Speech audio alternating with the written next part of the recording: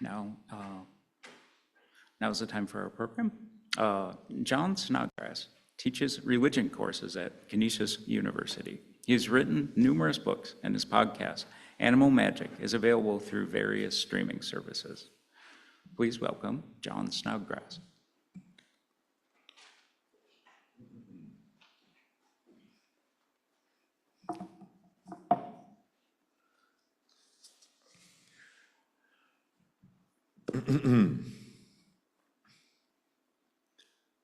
Good morning.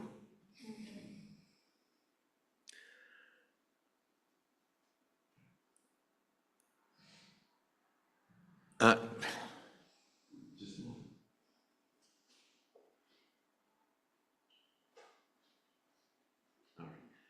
you put the first picture up, please?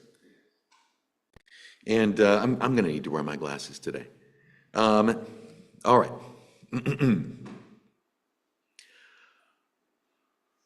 Like most people on Earth throughout history, and I assume this is true for most of you too, there may be some exceptions, but like most people, I don't have any happy childhood memories of living in Cincinnati in the late 1980s.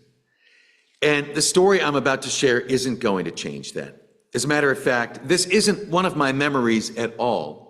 I had to call my mom and say, why is there a photograph of boyhood me dressed like a medieval squire standing next to the severed head of a pig? And I've blurred it out because it's a little bit shocking, but that is what it is there. I said to my mom, did we go whole hog at a Renaissance fest? But the background is not a fairground. It clearly looks like a room in a church, an actual Christian cathedral, delightfully festooned in holly leaves and crimson carnations, a Yule log, and other jolly talismans of pagan magic. And she said, oh, that was the Boar's Head Festival. It's an Episcopal thing.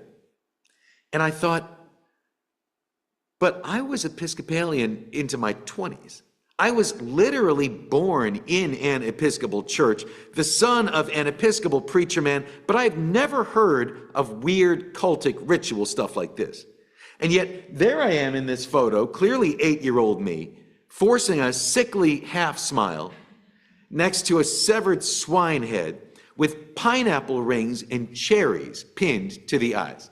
Go to the next picture, please, because now that we know, the picture is just going to become more shocking the longer we look at it. My mom thought for a moment. She said, it's a Cincinnati Episcopal thing.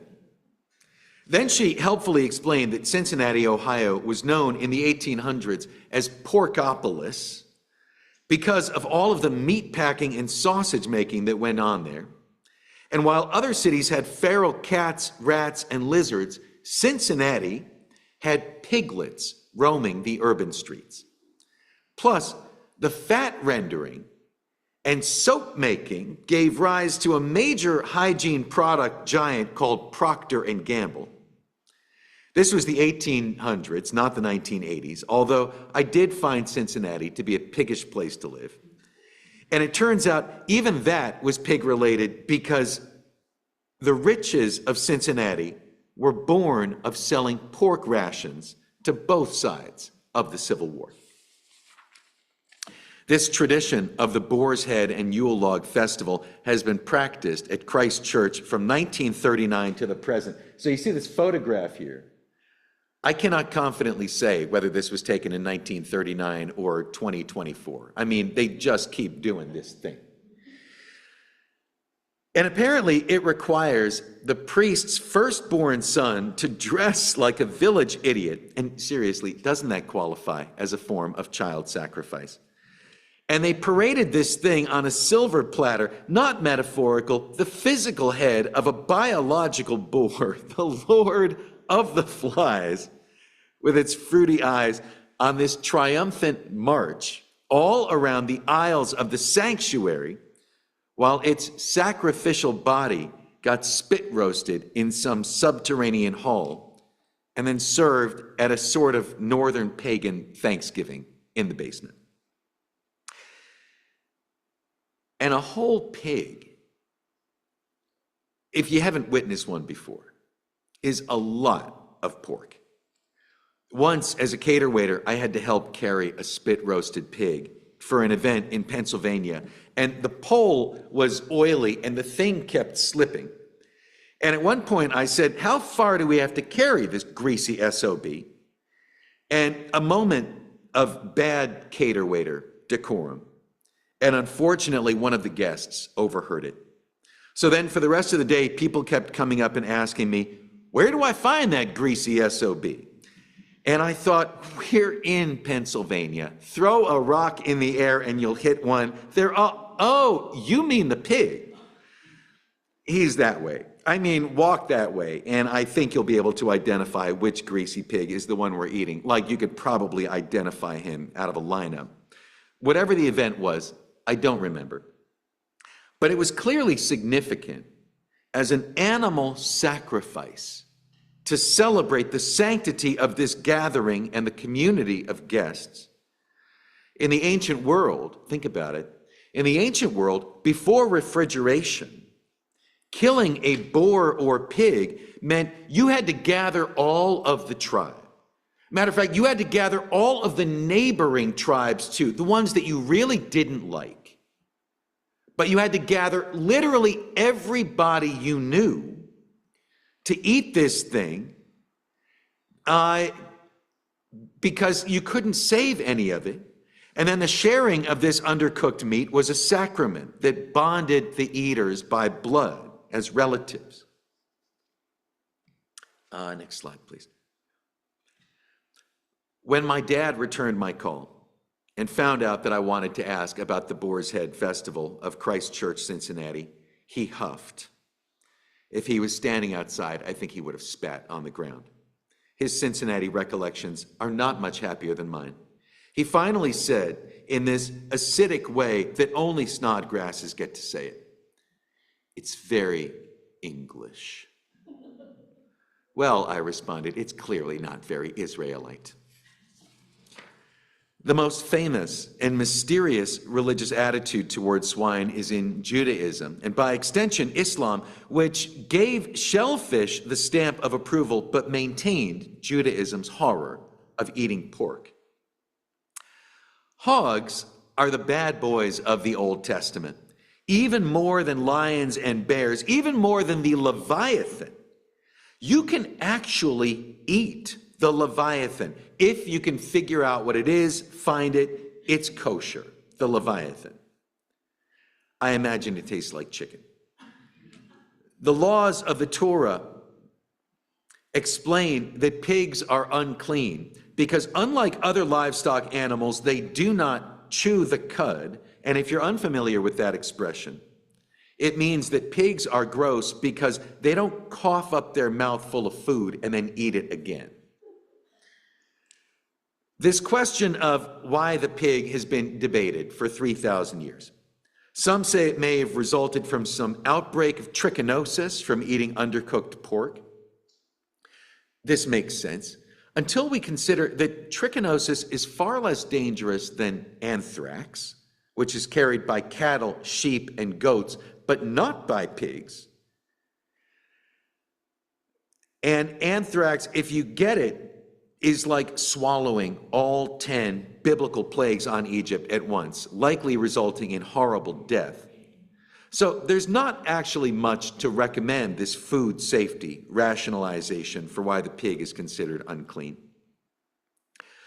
Herodotus, the ancient Greek tourist historian, reported 24 centuries ago that the Egyptians consider swine unclean to the extent that anyone who touched a pig had to immediately sprint off and leap into the Nile. Egyptian pig keepers were an untouchable caste, only allowed to marry among themselves. But once a year, at the full moon festival of Osiris, the high priests of Egypt would slaughter pigs in the temple, and everyone had to gather and stuff their faces with pork.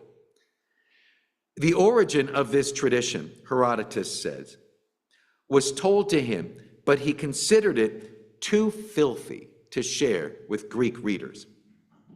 And considering the salacious and sensationalistic rumors that Herodotus wallows in, it's hard to imagine what he would have deemed too shocking to put in print.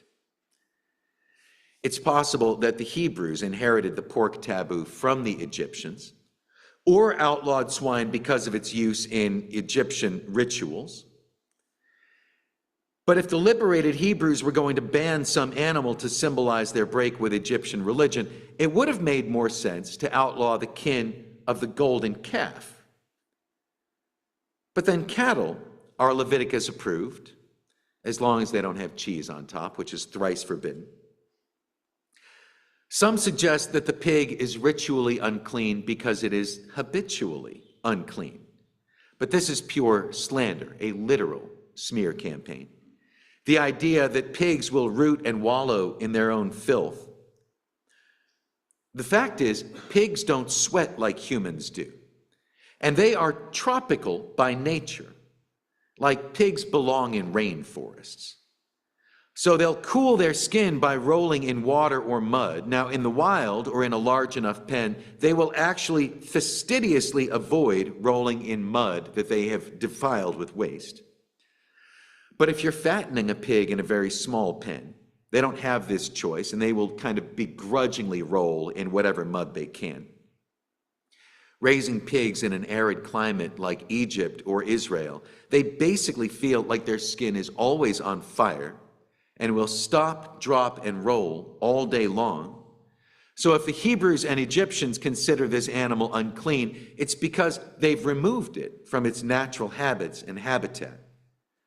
But on Pacific Islands, people keep pigs like dogs as pets, and some even let them sleep in their homes, which are dirt-floored mud huts, yes, but the pig is otherwise cleaner than most college roommates. In the year of our Lord, 1340, the legend goes, a medieval Oxford scholar was walking through the woods on his way to Christmas Mass, reading a book of Aristotle. Suddenly, a wild boar appeared in his path, charging with its terrible tusks to gore this nerd, but an unseen power compelled him to raise the heavy, leather-bound book, and he bludgeoned that pig to death with this volume of pagan Greek philosophy. Interestingly enough, the credit went not to Aristotle, who certainly could have irrefutably proven himself the cause and mover of this miracle, but Jesus Christ was declared the victor. And this beast became his gift, and the head of the pig was paraded around to show the triumph over sin. And in the banquet hall they sang in honor of the King of Bliss, while stuffing their faces with fistfuls of swine. And behold, they dressed like Paisley Park. And this became the tradition of the Boar's Head Festival, which is celebrated in Cincinnati. And I've paraphrased this story from the glorious Good Tidings of the Christ Church website, which encourages you to attend, since it's also a church fundraiser. I asked my dad to tell me more. Dad, did you have to dress up like a duke? But he was finished on the topic. He said, I lit a candle, said a prayer, and I was done. He didn't get into the ministry for any minstrelry or pageantry. He just does it to help people, which it turns out even priests can't do much of in the meanest city in America, which is part of the reason that we left Cincinnati. He wisely advised me to forget it and move on, leave the past in the past, which I think is the best advice you could give to someone who ever lived in Ohio. But I told him, sorry, I have no choice because I'm also a preacher now. And this is too profoundly stupid to hide under a bushel. I must shout it from the rooftops. He changed the subject and gave me some really good advice about some other things I'm going through. I woke up this morning and I knew, deep down in my heart, that the story of the Boar's Head was not going to help you to make sense of the world that we live in today. My guiding philosophy as a public speaker comes from a quote by Jarvis Cocker. We love to hear your story, just as long as it tells us where we are, and that where we are is where we're meant to be. And I don't know if this Boar's Head story can do any of that. Although I'm now making a mental note to read Lord of the Flies to my children to help them understand how Congress works. And I wonder, will I someday get a call from one of my children saying, Dad, I just found a strange old photograph. Did we once get swept up in some kind of swine parade? Did we visit a medieval dark age? And I hope I won't have to say, yeah, that's why we left. I hope I can say, yes, we did. But that was just the dark age before the dawn of a new Renaissance. Thank you.